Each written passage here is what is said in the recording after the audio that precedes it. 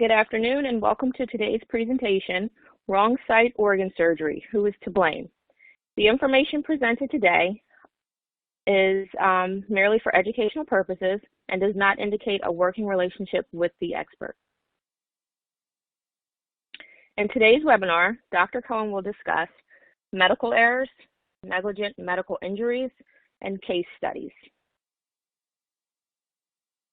To give you a little background about our presenter, Dr. Stephen Cohen, he's a board-certified colon and rectal surgeon with more than 2 decades of experience. Not only does he continue to practice evidence-based medicine and surgery, but he has made teaching, training, and educating young surgeons his ultimate long-term goal. Dr. Cohen has been involved in the field of forensic medicine since the early 90s and will help guide you on both standard of care and potential causation in many aspects of colon and rectal surgery. Attendees who require a passcode, the word for today is blame. During the Q&A session, we ask that you enter this passcode into the Q&A widget for CLE reporting purposes. The Q&A is located to the left of your screen. Remember, if you are applying for CLE credit, you must log onto your computer as yourself and stay for the full 60 minutes. You are also required to complete the survey at the end of the program. Please note that CLE credit cannot be given to those watching together on a single computer. Tomorrow morning, we will send out an email with a link to the archive recording of the webinar. The slides can be downloaded from the resource list to the left of your screen. Thank you all for attending today, and Dr. Cohen, the presentation is now turned over to you. Thank you, Naja. Thank you, everybody. Thank you for attending. I hope everybody is remaining safe.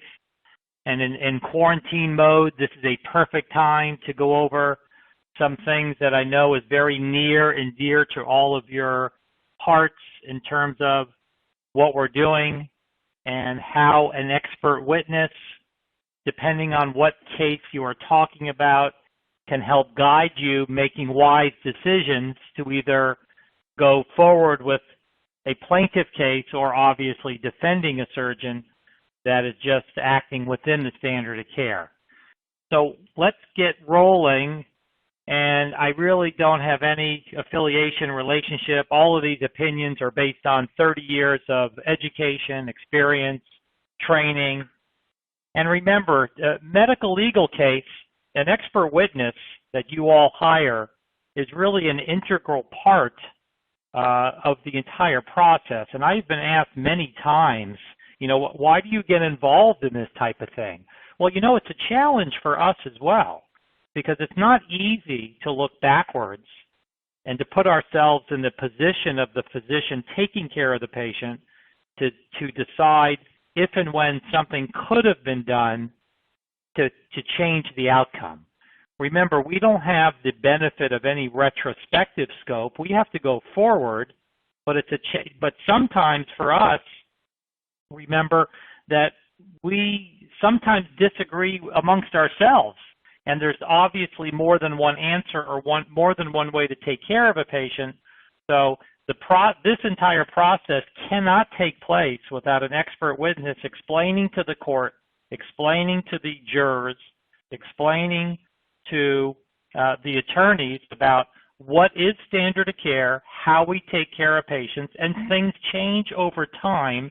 And the way we take care of patients now in 2020 is very different than we did in 1985, and that's also very important to realize as we're going along. So what we're really going to talk about today is going to be some of the different concepts and differences in certain aspects. Now, I'm a colon and rectal surgeon. This is my vision all the time. So when I look at everybody, I'm thinking of you below the waist all the time. So people ask me all the time, why in the world did you go into colorectal surgery? And it's very simple. I mean, in 3rd grade, I used to pull the kids' pants down, and my teacher said I would make nothing of myself. And look at me now. So, you know, I trained in general surgery. I became a specialist in colorectal surgery. And I will tell you that not a lot of surgeons like operating on the anal canal for the hemorrhoids, for the fistulas, for the abscesses. Because if you don't know what you're doing, you are going to cause a disabling condition for the patient. I got started early on at being asked to review cases on someone who didn't do it as much as I did, to ask, was it standard of care? Would it have made a difference? And that type of thing. So I've been involved in this in a long time. And one of the things I think I'm able to do, and you'll be able to answer this question for me at the end of the presentation, is really the goal for me is to take complex medical issues that are difficult sometimes for even us to agree upon on the medical side, but explain it to someone who does not have any medical background. And that's the challenge for us, is to really go into a teaching mode, whether the attorney likes my answer or not, depending on what side I'm on, it's still the truth. And this is how we take care of patients, and hopefully you'll get that at the end of the presentation. What I want to specifically talk about today, though, is medical errors. And, you know, medical errors are a hot topic button because not everything we do, even if it's a bad outcome, equates to a medical error. And there can be medication errors, there can be surgical errors, diagnostic errors, but again, they don't all lead to a bad outcome that will lead to a medical malpractice case. But, you know, every year there's articles that come out about what we can do from a physician side about lowering the risk in terms of having medical errors. And it's also important to note that if we're going to use this term medical error, how do we define these terms? Is this something that's a preventable adverse event, which is the last thing? So if I do something to a patient and there's a bad outcome, was it preventable? So there's either a medical error, which is defined as the failure of a planned action to be completed as intended, or the use of a wrong plan to achieve an aim. So if I order gentamicin antibiotic and the patient gets clindamycin, that's a medical error, but if there was no harm to the patient, that's not a legal issue. That's a medical error, no harm to the patient. That's different than an adverse event. An adverse event is me doing something that results in unintended injury. For example, recently in our institution, and I'm a federal employee working at the VA Medical Center, I won't tell you which one, but a doctor ordered 10 units of insulin to be given and put it in the record, 10 units, 10. Unfortunately, the nurse drew up 100 units of insulin, and you knew exactly what happened. That patient's blood sugar went down. We had to, you know, it was an arrest. Patient recovered, but that's an adverse event. The patient recovered without any sequelae, but that's a problem. Because there was no harm to the patient, we still classify that as a preventable event, but it wasn't an adverse outcome. The patient was fine, got some sugar, no problem. That's very different than some of the things we're going to talk about today that are, if we cause a medical error, was it preventable, and did it cause an adverse event? And that's where we get into the medical legal world of what we're talking about. Now, this has been talked about for several years. I mean, everybody knows the most dangerous place is going to be in healthcare. And if you look at how hazardous is healthcare, and this is published data that you can find anywhere, I mean, healthcare kills a significant number of people every year. Some of these things are preventable. Some of these things are not preventable. And if you look at two of the biggest leading cause of deaths of individuals in our country, obviously heart disease and cancer, but medical errors is definitely up there. There have been several reports pointing out the extent of quality problems in our healthcare system. In 1999, the Institute of Medicine published a report on the extent of medical errors in our healthcare system. The Institute reported that medical errors caused 44, nearly 100,000 preventable deaths each year with a cost of about $30 billion. So 44,000 up to 98,000 preventable deaths per year with a significant strain of cost, as you can see. In 2001, The Institute of Medicine published a landmark report calling the Crossing the Quality Chasm, a New Healthcare System for the 21st Century, which outlined the major gaps in healthcare in the U.S., and they stated, as you can see here, healthcare harms patients too frequently and routinely fails to deliver its potential benefits. Indeed, between the healthcare that we have now and the healthcare that we could have lies not just a gap, but a chasm.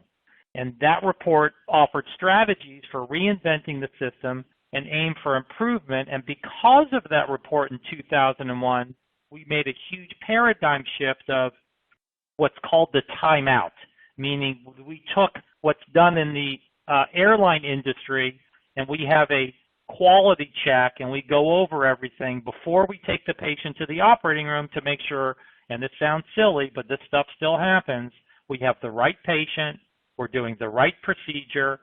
Again, if a patient comes in with a left-sided hernia, we don't want to then operate on the right side. And I know it sounds silly for those of you in medicine, but I will tell you that even though that is a never event, to do the wrong procedure to a patient, it still happens way too many times in this country, and I'm going to go over some of the cases that will outline that will point out these things. So again, we talked about the number of deaths that are done, and this is really hyped up in the media, which maybe it should be because maybe it'll make us do a little bit better, but they equate the number of unnecessary deaths to 3 jumbo jets crashing every 2 days. I mean, that's a lot, and that gives you an image of the seriousness of this and why we're talking about it. But it's important to remember, all medical errors are not negligent. So, again, if we're talking about medical negligence, and I know everybody knows what this term, but you have to talk about standard of care, what a reasonable, prudent physician would do following or taking care of a similar patient and practicing under that same specialty. So it's not just if there's an error, but there has to be some bad outcome or causation that led to a particular harm. And when we're talking about standard of care, when we're talking about how we take care of patients, we really use evidence-based medicine. So evidence-based medicine really is 3 different parts. We obviously look to the literature in terms of what standard of care is for a particular disease or a particular state of the patient is in, or a particular antibiotic or medication we use. We have to use clinical judgment, and this comes up on every deposition I have ever given, especially if I'm on the plaintiff side, the defense. Well, Dr. Cohen, can't the doctor use judgment? Wasn't the doctor's judgment to do what he did? I know there was a bad outcome, but don't you have to take into account judgment? And I'm fine with judgment, but the judgment has to be within the standard of care. If your judgment is with the standard of care, then that's okay. That's not a malpractice claim. I have different ways and I have different options in surgery if I'm dealing with diverticulitis, per se. I can do a primary anastomosis with a temporary stoma. I can do a colostomy, more of a permanent stoma. That's a judgment that's within the standard of care. So if the judgment is within the standard of care, then that's not a medical legal claim. And again, you have to also use the patient's values. This is a shared decision making. This is where the informed consent comes in, where the doctor informs you and the patient gives consent, as long as you meet all the guidelines of informed consent. The thing that's very important, and this is something new that's come up about the last 10 years or so, and many of you probably don't know this, but I have used this surgical risk calculator on both sides, whether I'm either defending a surgeon that did the right thing or I'm telling you that a surgeon fell below the standard of care. So the American College of Surgeons, this is a National Surgical Quality Improvement Program. It's a nationally validated, risk-adjusted, outcomes-based program to measure and improve the quality of surgical care. So in the old days, if a patient came to me and needed surgery and said, well, doctor, what's my risk of a heart attack? What's my risk of a wound infection? You know, we kind of made that up. We didn't have any objective data. All I would say is, and this is what I was taught back in the 80s, well, you know, it's probably about 10%. We had no objective data for that. And even when I was a resident and I would ask the attending afterwards, well, how did you come up with that number? I don't know. That's based on my experience. That's about the number. Very bad. I mean, we really didn't know. So this surgical risk calculator was built by surgeons for surgeons. It provides hospitals, participating hospitals, tools, analysis, and reports to make informed decisions. I mean, this is peer-reviewed studies have shown that the NSQIP, which is the National Surgical Quality Improvement, what you see here, is effective at improving the quality of care as well as reducing complications. So what is this? If you come to me now and you have diverticulitis and you want to know what's your risk, I now have objective data. There's 22 data points that I can put in this calculator. And believe it or not, you all can get this. This is not just Stephen Cohen and being a fellow of the American College of Surgeons. You can get this risk calculator, and you put in 22 data points based on and this is going to give us a risk assessment of what I can tell a patient. I work at the VA Medical Center now, and some of these patients I think are too high risk for surgery, and they don't care. They say, Doc, I can't live like this. I don't care if I'm going to die. I don't want to kill anybody. So now I have an objective way to put in their age, their functional status. Is it an emergency case? What's their anesthesia classification? Is the patient on steroids? Do they have ascites? Are they diabetic? Do they have hypertension? What's their height and weight? So 22 different data points that I can put in, and it's also based on the procedure, right? A colectomy is a higher risk than if I'm doing a hernia operation. So I put in the procedure, I put in all these 22 data points, and it will give me a risk assessment of what's the chance the patient's going to die? What's the chance you're going to get a pneumonia? What's the chance you're going to get a renal failure? What's the chance you're going to be discharged to a rehab facility? Well, this is very powerful information. And this is multiple hospitals have put all this information into a big database that we can access. And if I'm asked to review a case and the defense is, well, you know, the patient would have died anyway, you know, big deal. No, absolutely not. The way this patient presented, based on these risk factors, the chance of death was low. So you can't say the patient would have died anyway. So this has been a very powerful tool that I've been able to use, depending on what the case is, to either point out the patient's risk was too high or the risk was low and the patient should not have died. And that's, again, a very powerful tool that we can get. There is some wiggle room. I mean, there certainly is a little bit of an adjustment. You know, sometimes not every objective data point can be put in there, but this is a very, very powerful tool that can definitely help, depending on the kind of case that you're asked to look at, either the plaintiff or defense. So, again, we're going to make errors in medicine. That's fine. I tell the residents this all the time. It is okay to have a complication. You're going to get complications in surgery. However, if and when you get a complication, the first question anybody's going to ask you is, did the patient need an operation? And I know that sounds silly, but if you can't answer that yes to yourself, you're not going to be able to defend the complication, and many complications are common. Urinary infection, wound infection, that's fine, but you better be able to answer yes, did the patient need the operation? Now, it depends on the specialty we're talking about. Obviously, certain specialties have a higher complication rate.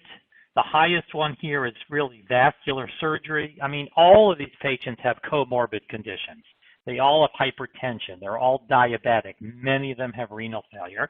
But if you notice, their rate of negligence is 18%. So, again, knowing the patient, knowing the risk, certainly can guide the surgeon in what they need to do in order to get the patient through a safe operation.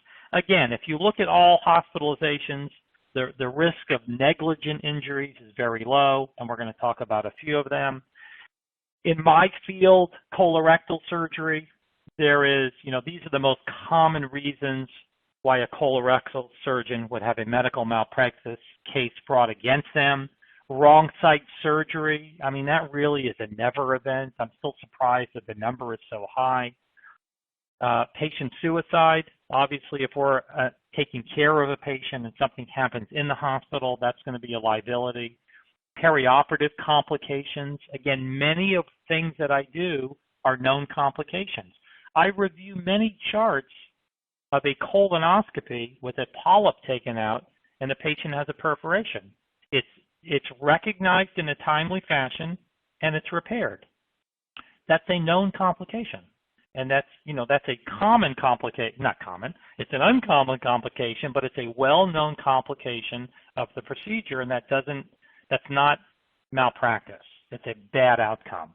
Now, what the malpractice would be is that if I get a call 6 hours after my colonoscopy and the patient's at home and they're having abdominal pain, fever, and I tell them, don't worry about it, take some Tylenol, because any abnormal symptom after a colonoscopy warrants evaluation, because you should not have pain 6 hours after your colonoscopy, after you've been discharged from the hospital. I'm sure many of you listening are not old enough to have had their colonoscopy, but Dr. Cohen is, and you should be fine after your colonoscopy. So ignoring a complaint after a potential for a complication, that is not standard of care. Delay in treatment, missed rectal cancer, ignoring the bleeding, obviously is a problem, medication errors, and also patient falls. Okay, we are now at the Q&A. If all the attendees could type in the passcode, which is BLAME, feel free to do that right now, in addition to submitting any questions that you may have for Dr. Cohen. We have no questions right now, so Dr. Cohen, you can continue on. Okay, excellent. Let's get into some fun cases. I know everyone's going to be excited about this. So let's talk about a case. This is a 42-year-old female who presented with a splenic lesion, a lesion or a mass in the spleen, and by all diagnostic imaging, they could not rule out a malignancy. The MRI, the CAT scan, the radiologist said, could be a tumor, could be a malignancy, needs to come out. Was sent for the surgeon. Surgeon looked at the film, got proper informed consent, set the patient up for a laparoscopic splenectomy. During the surgery, everything went fine. The surgeon described, this was a mass in the spleen. It was stuck everywhere. I excised everything. I got the artery. I got the vein. I took it out. Patient did great. Very little blood loss. No problem at all. The problem is that the patient goes to recovery room. The surgeon does all the work, talks to the family. It's the end of the day, gets in his car, starts going home. Halfway home, the pathologist called the surgeon and said, Dr. X, do you know that you took out as part of the spleen, also was attached was the normal left kidney? And the surgeon said a few expletives, cursed, and went back to see the patient and explained to her what happened. So during the spleen, even though the surgeon didn't know what he did, he actually took out the normal kidney, which was attached to the mass. So patient does fine, goes home, normal kidney function, however, minus one kidney. And medical legal action was taken that the doctor should have known and should not have taken out my normal kidney. So on the plaintiff's side, they said, below standard of care. Any reasonable, prudent surgeon would have left the kidney. And the defense said, well, wait a second. This mass was stuck to the stuck to the spleen. So the theory of this case was, and I was involved in this case, the theory of this case was, wait a second. The final pathology of the spleen came back that it was not cancer. So by the grace of God, she did not have cancer. If she had cancer, the surgeon did the right operation. So let's think about that for a second. If I'm operating on you for cancer, I get everything that's in my way.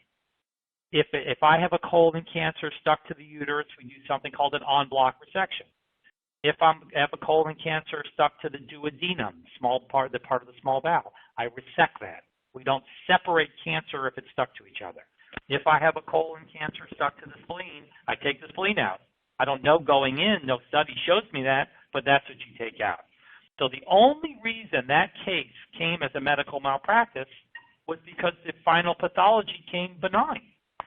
Because if the final pathology in that patient came back that it actually was cancer and the spleen was touching the kidney needed to come out. No, there was no informed consent on the kidney. No, the surgeon did not know, and the surgeon said under oath during the trial, I did not know I got the kidney. I took everything in the way. It was stuck to the diaphragm. It was stuck everywhere. I took everything out. So the question I have for you all is, how do you think that trial ended? I wish I can take a poll. Usually when I've given this talk before to other people, about half of the audience thinks it went for the plaintiff and half of the audience went for the defense. But the jury understood that if it was a cancer, then the surgeon did the right thing. So that case actually went for the surgeon. It was a defense settlement. And the theory and the foreman of the jury said, we understood that. He went in thinking it was cancer. He came out thinking it was cancer. It was only because 3 days later that he was told it wasn't cancer that now somebody got mad that normal kidney came out. The patient, by the time this case went to trial, it was 3 years down the line. The patient's kidney function was perfectly normal, and that was a defense case based on, even though the wrong organ was taken out, it was still within standard of care to take everything out of the way because of the potential, and the surgeon thought that it was going to be a cancer. Now that's very different than this next case. So this was a case that was in the newspaper in November 2018. It was published in 18. It was a 2016 case. The patient was told by the surgeon that they would fuse together a couple of vertebrae in her lower back to help relieve some back pain from an injury she sustained in a car accident the previous year. However, when the patient woke up from surgery, she learned that the surgeon at the time, this is an orthopedic case, they get a general surgeon to get them down to the spine, and during the surgery, the general surgeon noticed that there was a mass, a potential cancerous growth in the pelvis, and decided to cut it out. It was her normal pelvic kidney. So not all kidneys are in a normal location. The patient did not have any issues. There was no suspect that there was a cancer anywhere, but the surgeon made a judgment call that was not within the standard of care, in my opinion, to take out this mass, even though there was a preoperative CAT scan that the surgeon didn't see because he was called in just to help and didn't really know the patient, showed that this pelvic kidney was in that normal anatomic position, and that case obviously went for the plaintiff because that should not have been taken out, which is different than the case I told you first. Now, all of you probably know this particular person. This is Dana Carvey. He went through a disaster. So Dana Carvey, back in the 90s, had several heart attacks. He underwent 3 angioplasties for a lesion and finally was set up to have surgery. So he was taken back in 1998 and had double bypass surgery, did fine during surgery. 3 months later, he had another heart attack, much to the chagrin of all the doctors taking care of him because he should have been fixed because he only had 2 lesions seen preoperatively. The surgeon bypassed both lesions preoperatively, yet 3 months after his surgery, presented again with a heart attack, had a follow-up angioplasty, and lo and behold, the surgeon had bypassed the wrong blood vessel. That's a problem.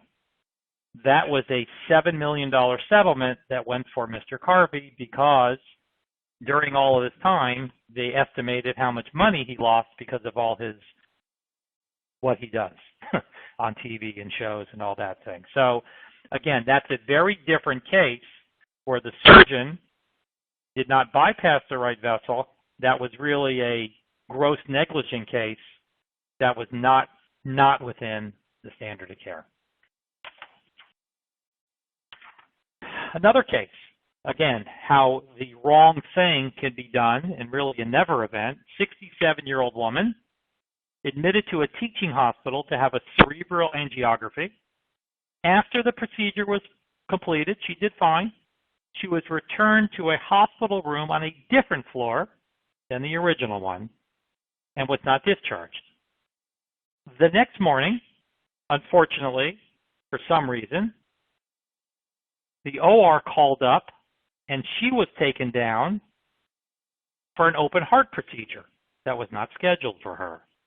She had been on the operating room table for an hour when a doctor from a different department called and asked the OR, "What are you doing to my patient who shouldn't be on the OR table?" Chest was closed. She was taken back and did fine, but obviously being at the wrong place, wrong time, not enough double checking, and that case was in the early 2000s. This was right around the time where the timeout procedure that we all go through came to be. And it's because of this that we have to, before we take a patient to the operating room, we go over with the entire team. I want the anesthesiologist there, the surgeons there, the circulators there, and we go through and we make the patient say, "What's your name? What are you here for? What side are we operating on?" And those checks and balances seem so obvious, but we never did this in the 80s and the 90s. And that's why operating on the wrong patient at the wrong side really has become a never event. It should never happen, but obviously it does. So in this final case, again, this is a patient that came to the hospital with a kidney cancer, however, woke up with the wrong side being operated on. And again, it really should never happen. It's, going too fast, not paying attention, getting the images reversed. And unfortunately, this is happening less often, but still can happen even to this day. So let's talk about a second case, which is a little different slant. This is another case that I was involved in. This is a 62-year-old male that presented with a right-sided colon cancer, biopsy proven, and was taken to the operating room for a laparoscopic, but then it was finally converted to an open operation because of a lot of adhesions and scar tissue. The operative note from the surgeon comments that during the surgery, there was a very unusual duplication cyst, which is just like an extra piece of bowel next to the right colon, and decided to remove it to prevent complications, quote unquote. In fact, the surgeon was so excited about this that she went out after the surgery and said, I took the cancer out. I've never seen a duplication cyst like this before. Probably the patient had this their whole life, something in utero. We see it. The surgeon was explaining how proud she was that she was there just in time to take care of it. She actually asked the family for permission to write this up as a case report to be published. She had done some research in the past and thought this would be a good case report to write up. She talked about it on daily rounds, had all the medical students come and take a look, and was really excited about this whole duplication cyst that she took out. The problem was, on postoperative day number 5, the patient blew up like a balloon, nausea, vomiting, threw up, needed a nasogastric tube. When they did their diagnostic imaging and gastrograph and enema, the surgeon realized that that was not a duplication cyst that she was so proud of that got there just in time. She actually removed part of the left colon and stapled it off. I know that sounds weird. So here's a picture of the colon. So the picture on the left side is your normal anatomy. You can see the cecum or the right colon where the appendix that goes down by the right hip. The colon goes up under the right rib cage where the liver is, goes across the left side under the left rib cage, down the left side and out is the rectum. But see that image over there on the right. Not everybody reads textbooks. So patient's anatomy can be different. Length of colon can be different. So that duplication cyst was not a duplication cyst sitting next to the right colon. It was an abnormal location of the sigmoid, not recognized by the surgeon. Not only did she remove the right colon, but also resected that sigmoid colon and stapled off the end and gave the patient a complete large bowel obstruction. So I was on the plaintiff's side. I mean, that's not standard of care to remove the normal colon. I mean, that to me was easy. But on the defense, here's where the judgment came. So, Dr. Cohen, can't the surgeon make a judgment call to remove an abnormal finding? They can if the abnormal finding you determine is really an abnormal finding and not part of the normal bowel. So to not dissect out, and I've resected duplication cysts before. I've had a patient with a duplication cyst before. It's not connected to anything. And the preoperative imaging, because remember, this patient preoperatively had a colonoscopy. This patient preoperatively had a CAT scan that showed that the sigmoid colon was over on the right side. So not paying attention, not knowing your patient, not reviewing films, and not determining at the time of surgery that that duplication cyst that you thought was attached to the rectum. And if you didn't know what to do, then you get somebody to help and to have a second pair of eyes, and we do that all the time. Something abnormal, we get one of my partners to come and look and vice versa. So the judgment was not within the standard of care, number one. And again, it was the defense theory versus the plaintiff theory, and that comes up all the time. So does a surgeon, what do they do if we have incidental findings? And this is controversial, because if you have an incidental finding, does it give me the right to just take something out? And the answer, of course, is no. I mean, we always look for what's significant other to tell them what we're doing. If it's not, I teach the residents, if it's not on the consent, you shouldn't do it unless you meet certain criteria. Does it constitute a medical emergency? Do I think it's a cancer? Do I think it's going to cause a problem down the line? Is it on the consent? Can I get consent? Most people have somebody here with me when I'm operating. Most people have a family member. I have done this before. I have scrubbed out before. Go talk to the family. Here's the story. Here's what I'm thinking. You can do that. There's no law that you can't do that. And if I don't do it, if I leave something alone, is the patient going to need additional surgery? Are they going to need additional hospitalization? And what about recovery time? So all these things come under account when we're really dealing with what to do at the time of incidental OMAs. Most of us won't do incidental OMAs just to do it. I've been asked a lot in the holding area from the patient, and if I'm doing a surgery, hey doc, I forgot to tell you about this other thing. Can you just take that out?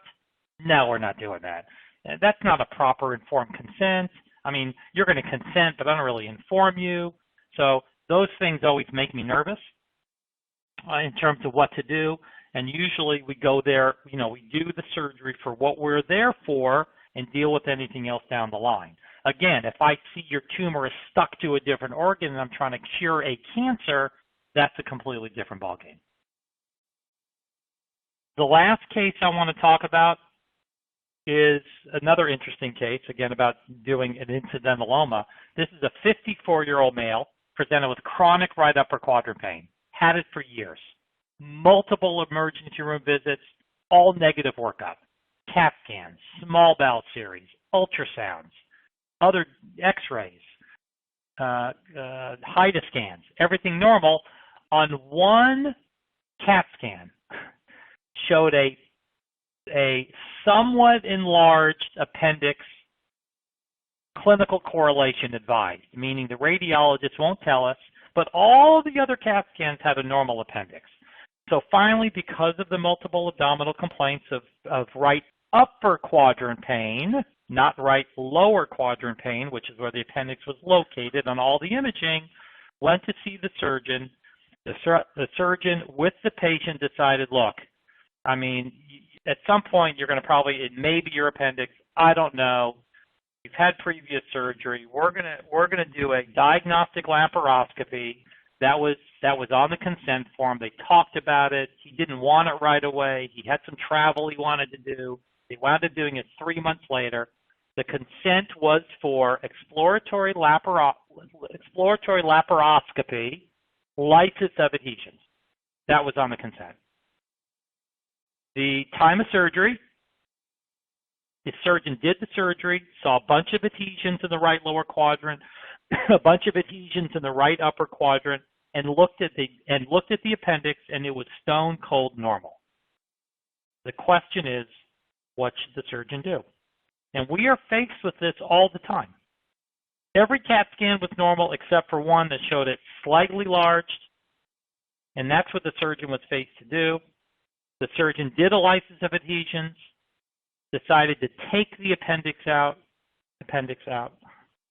The final pathology of the appendix was normal. Everybody was happy, except post-op day number 3. Obviously something happened, otherwise we wouldn't be talking about this case. Post-operative day number 3, nausea, vomiting, abdominal pain, obvious peritonitis, taken back to the operating room, and right near the appendix, about 6 inches away on the small bowel, was this finding, which is a hole in the bowel, fecal peritonitis. Patient wound up with 6 more operations, abdominal abscesses, temporary stoma, wound vac, 3 months in the hospital, and a disaster. Here's the questions. Was the appendectomy indicated? Probably not. There was no informed consent for the appendix. They never talked about it. Patient didn't have a decision-making at the time. Was the complication expected? Would that hole have happened had the appendix not been taken out? Probably not. There was the lysis of adhesions was all in the right upper quadrant. This loop of bowel was right next to the appendix. When you grab the small bowel to do the surgery, you have to pull things out of the way. That's when the hole happened. And the question was, did the surgeon act within standard of care? What would a reasonable, prudent surgeon do in that same situation when you're staring at the appendix and it's normal?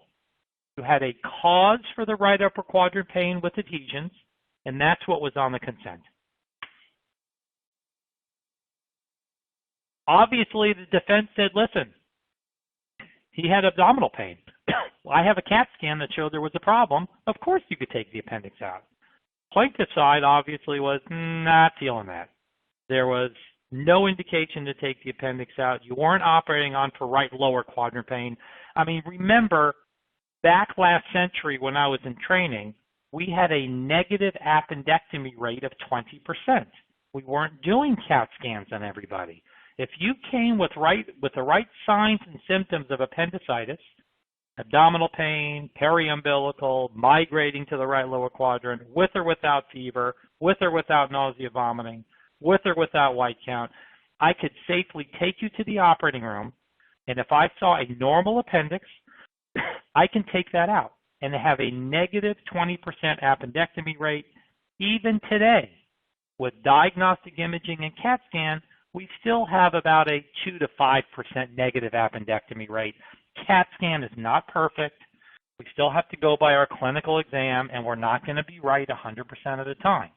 But in that particular case, you weren't taking the patient for right lower quadrant pain. You had multiple CAT scans that showed the appendix was normal, and you had a reason for the pain. You had right upper quadrant, that's where his pain was located. You had obvious scar tissue, and that particular case was a settlement for the plaintiff based on the things that I told you. So really, in conclusion, and we can get to some questions, I mean, taking out the wrong organ may be defensible. And even having said that out loud on more than one occasion, it always seems weird to say that. But it depends on what you went in for. It depends on what the indication for surgery and what the preoperative workup and what the informed consent says. Informed consent is imperative. You have to give the patient the option. You have to give them the alternatives and all the things that you know about informed consent. And it's important when you're looking at these cases to understand some of the nuances about surgery, just like the things I talked about cancer. If we think it's cancer, it's touching another organ, you, as a surgeon, you do have the right to remove that organ, all things being equal based on everything that I talked about today. Thank you so much for paying attention. If you did, I can't see you. If all the attendees could please type in the passcode into the Q&A widget and any questions you may have. Now, Dr. Cohen, we have 5 questions in the team chat if you wanted to go ahead and start with those. Okay. So the first one is, how do specialists get enough experience to be proficient? Yeah. That's a great question. I mean, it's certainly, as a specialist, I did a lot more surgery in that particular field.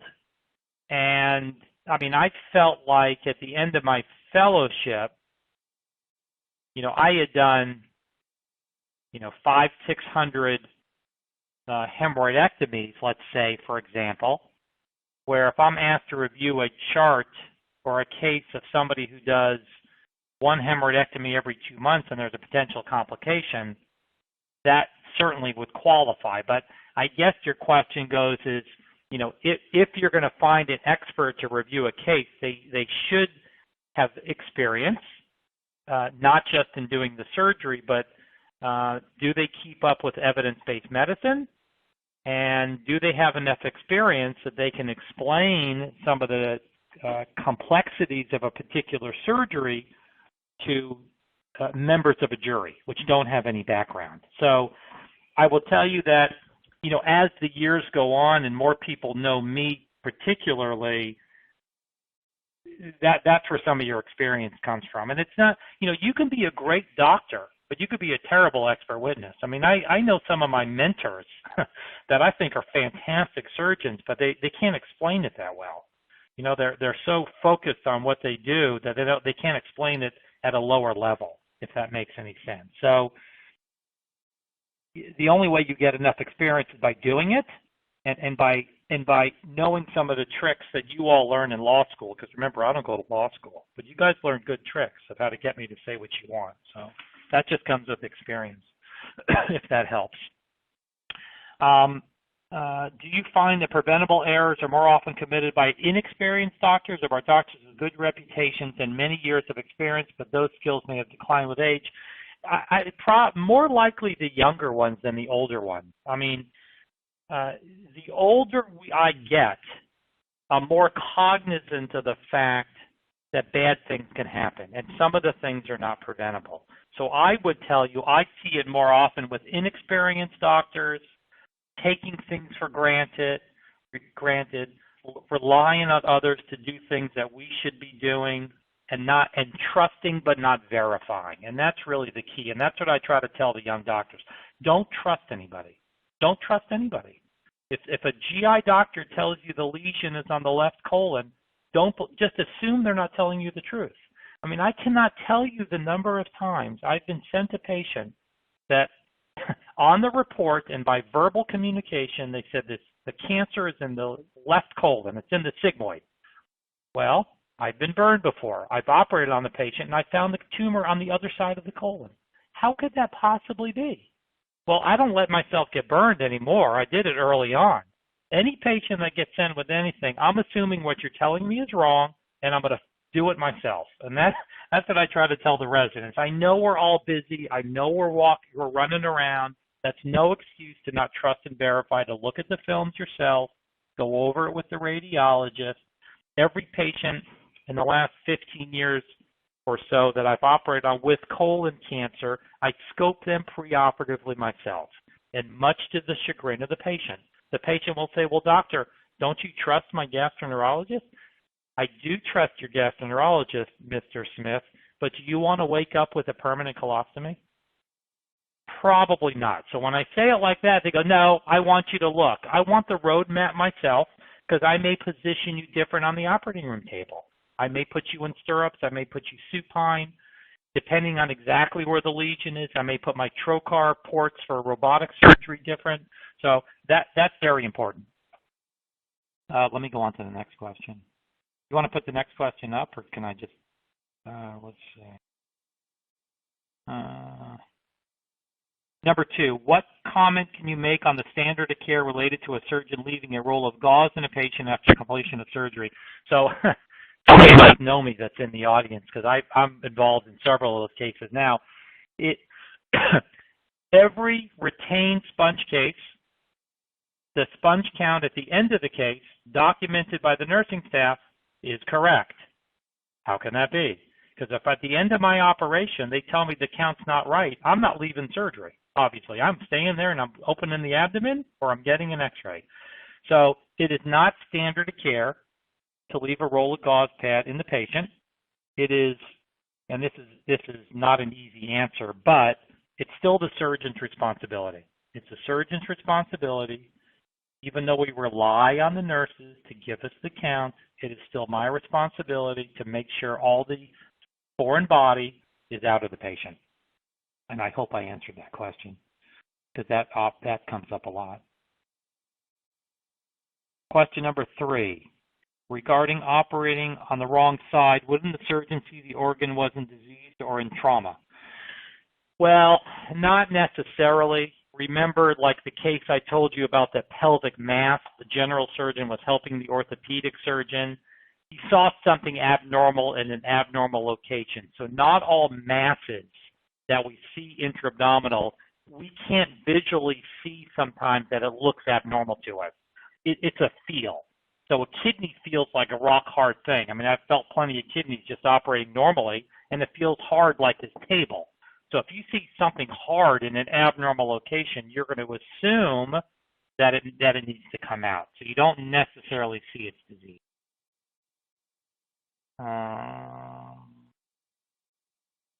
Next one's a long one. Oh, I've seen legal databases tout and show you previous med-mal judgments based on broad characteristics, like basically how much is wrongly amputated non-dominant arm worth, how much is a wrongly amputated arm worth. Each case is different. Do you have any more specific endorsements or cautions about using these historical anecdotes to calculate damages? Yeah, so that's a really good question. I will tell you that in the cases that I've been involved in that has come up, it is important to get and I don't know any, and I'm not saying this because I know anybody, but a life care planner. Because, you know, I'm as the surgeon, I'm asked to look at standard of care and I'm looking at causation. But when it comes to calculating damages, I never have an opinion about that, because it may be the case where you have a 45-year-old that has a permanent colostomy that has to live another 50 years with that. So that's really, but in terms of loss of limb, that really has to be a life care planner, what the patient could or could not do, and damages that way. But I don't really opine on calculating damages, because that's not really my expertise. I know I probably didn't answer the question that well, but I'll balk on that. Number 5. Are you implying that informed consent could overcome what would otherwise be negligent? You know, the informed consent is I've never seen the informed consent either help a doctor on the defense side or heard on the plaintiff's side, because informed consent, it doesn't mean anything, because I can do everything right, but if I inform you that I'm going to take out your appendix and something bad happens that's preventable, the informed consent doesn't really help you. So an informed consent, although it has to be there, we have to go over it. It doesn't always help the surgeon if and when they get sued. And it's really that alone is not going to be a strong medical malpractice case. There has to be standard of care, and there has to be some type of causation. So I tell you, that always gets thrown out no matter what the informed consent says, unless it's so egregious that it doesn't matter. Number 6, if the patient marks the wrong area of the body and the surgeon operates on the wrong area, is there malpractice? Well, that I don't. Shouldn't the surgeon have realized that the patient marked? Yeah. So we don't really let the patient mark the side, and I guess it's jurisdictional difference. But my job in marking laterality, meaning if I'm doing a left inguinal hernia, and you're coming in for a left inguinal hernia, the surgeon marks the side, and that's how we get around that. But I don't know that I've ever looked at a case where the patient marked the wrong side, but the surgeon, normally what we do is the morning of surgery or the day before surgery, the area is marked by the surgeon, and then verbally we say we're doing a left inguinal hernia. Mr. Smith, are we doing your left hernia? Yes, we're marking the left side. Does everybody say left? We're doing the left side, and we mark it. Do you agree with the mark? Yes. So I wouldn't let the patient mark it. That could lead to an issue because the surgeon should know what side they're operating on. Yeah. Number 7, what is the best way for a patient to find a physician most versed in their particular surgical need? OR nurses. OR nurses. Nurses know everything. I know my wife's a nurse, so that's probably why I say that. But, I mean, if you want word of mouth for physicians in a certain specialty, talking to OR nurses, and even when I needed orthopedic surgeon, I don't go in the same circles as an orthopedic surgeon. I ask the OR nurses, who would you let operate on you? Please tell me, and that's who I picked for my own orthopedic surgeon at a particular hospital. So word of mouth is helpful, but talking to people in the field is obviously helpful. Does the standard of care vary from major cities to rural areas? Absolutely not, especially in surgery. And I've been asked this a lot. There is a national standard of care. We all go to training programs. We all read the same textbooks. We all get board certified by our American College of Surgeons. So there is, in my opinion, there is a national standard of care in everything that we do. Having said that, there are some jurisdictional differences where in some jurisdictions, if I, as the expert witness, was hired and I don't have familiarity with that particular jurisdiction, meaning if I work in an academic institution and this surgeon that was claimed to have malpractice was in a 50-bed hospital, they may exclude me as being an expert. But in general, surgeons, same training, same textbooks, same board certification. It is a national standard of care. Number 9, how do you feel about attorneys suing? How do I feel about plaintiff attorneys suing the surgical residents, first or second year residents, along with the attending physicians? Do you believe it helps resident physicians learn or improve their decision making in these decisions? Yeah, that's an interesting question. So a lot of times the residents get named because they're employed by the hospital. And most times, most cases that I've been involved in, they don't go after the resident. They name the resident because their employer is the hospital, and they usually get thrown out because their malpractice insurance is the hospital. So I don't think it really helps anybody to name the first or second year resident as long as there's proper communication. And those are the cases that I've been involved in the most, where the intern at 2 o'clock in the morning makes an independent decision because that he or she does not have the experience. We try not to let that happen. We try to teach the residents, Don't make independent decisions. You shouldn't as an intern. How can you be a medical student on Friday and now 3 days later you have an MD and you're taking care of critically ill patients? It's not acceptable. That really goes to the lack of supervision, training, and the education experience. And most residents, once, if a case goes to a legal action, it usually gets thrown out just to get named the hospital. So I don't really agree with naming the junior residents if they're passing all the information up the chain of command, which is what it should be. Do we have time for any more, or is that it? We have time for 2 more questions. Okay, let's do one more. Number 10. In all of these cases, how important is documentation? Documentation is the most important thing, because I will tell you, many times on both sides, whether I'm reviewing for a defense or a plaintiff, the better the documentation is, it's going to help the doctor, or it's going to, or it's going to hurt the doctor if they document. I mean, there was a plaintiff case that I'm involved in now. Patient is post-op day 3 for a colectomy, hypotension, acidosis, elevated white count, respiratory failure, has to be intubated. They documented it so well, but they didn't take the next step by reoperating on the patient, and vice versa.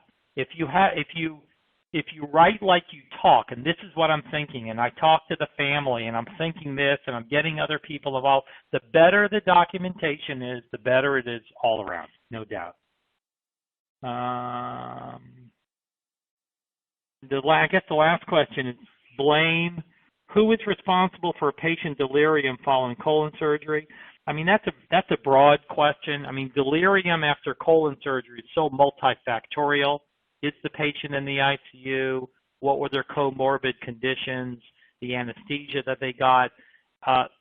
Sensory alteration after any kind of major surgery is very common, as long as it's treated, recognized in a timely fashion. It may not be anything that's preventable. So it's not really a blame thing. Is what's the cause of the delirium? Did they treat it? And what was the final outcome? And was anything preventable? And that's really the key for postoperative delirium. Okay, thank you, Dr. Cohen.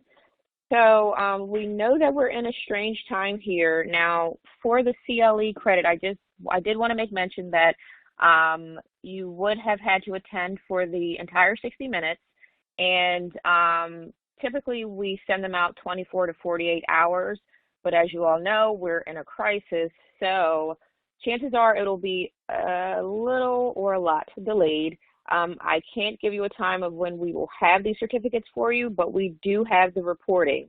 So it's not going to get lost, and we're not going to forget that we do owe you a CLE certificate. I want to take this opportunity to thank everyone for attending, and most especially Dr. Stephen Cohen for his time and effort in creating this presentation. If you would like to speak with Dr. Cohen, or if you would like to speak with a TASA representative regarding an expert witness for a case that you are working on, please contact TASA at 1-800-523-2319. We do have someone checking our calls. They may be checking between like 30 minutes and an hour. So if you do call and leave a message, someone will get back to you. You can also send us an email at experts@tasanet.com.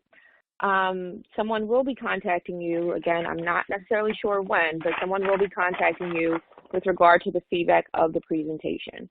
This concludes our presentation for today. Thank you so much for attending. Bye-bye.